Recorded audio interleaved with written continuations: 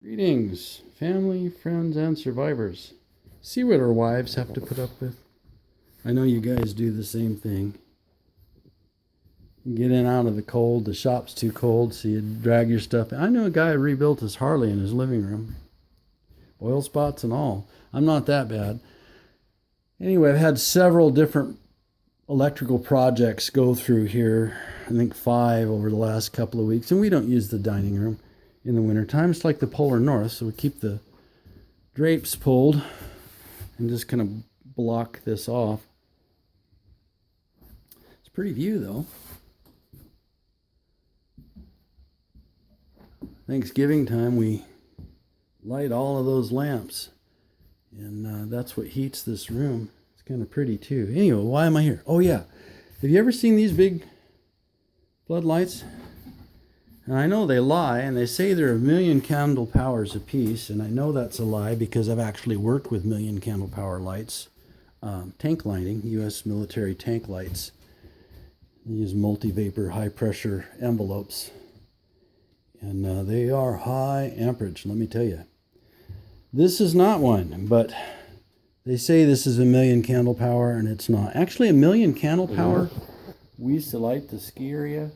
If we dropped the power out before we could light the generators, and the lights came on automatically.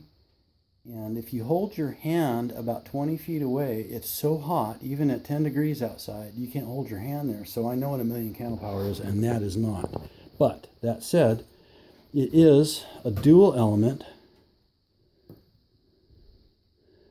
90 watt, and there's a 7 amp hour battery in here.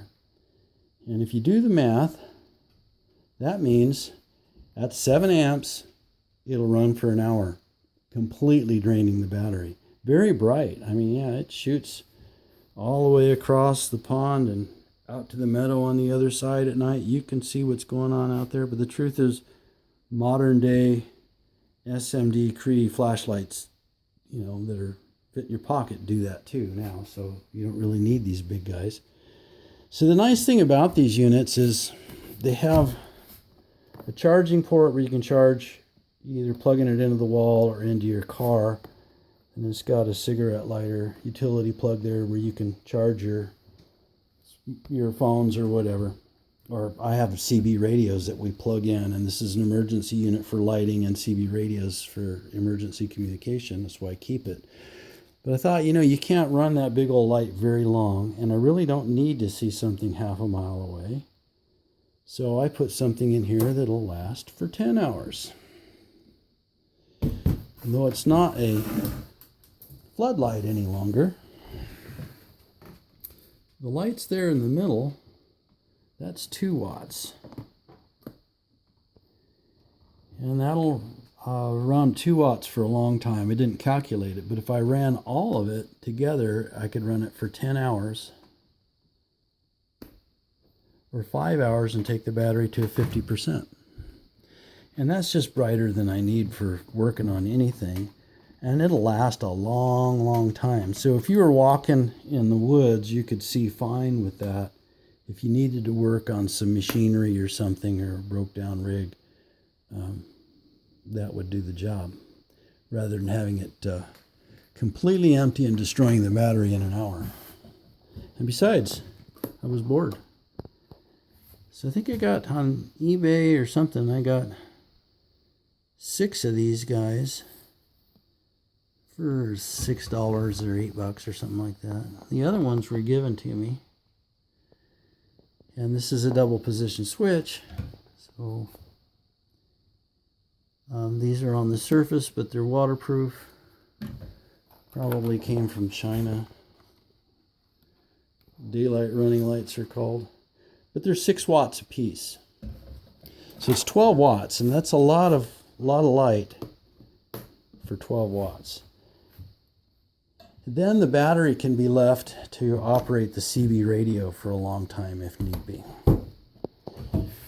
Anyway, I checked them all out with the amp probe to make sure, and because my hands shake, I have to set stuff up in this jig, and I have to use, quite often, a jeweler's loop to see and have that hold it still before I can solder it. shrink tubing, heat gun, and a rather large mess in here that I'm going to ignore for a while. And I'll show you how I do that. It's pretty simple, really, because this mess would just really be on my conscience and bother me. Look out, Gibbs. Back up. And we fix that just by doing this. And then I don't have to think about it. And it's so cold in there, we don't go in there anyway. So it shouldn't bother anybody. In fact, my office is up the ship's ladder, and that's heated up there, but man, then I'd have to climb the stairs. Well, that's a lot of work. So we'll just forget about this here.